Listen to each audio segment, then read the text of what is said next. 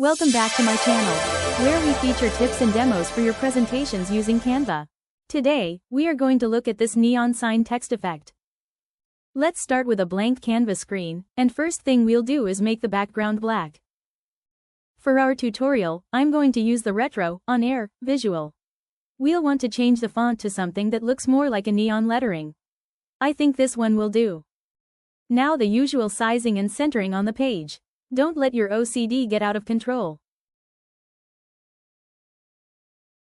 Alright, now we can go into Effects and select Neon, set the intensity to around 10.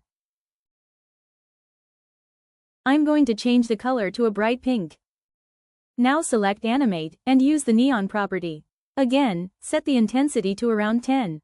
Select the character setting, this will make it look like each character is starting. That's looking pretty good, but I think a small outline would help. Duplicate the text and remove the animation for this layer. Set the outline intensity to 1 and make the font white.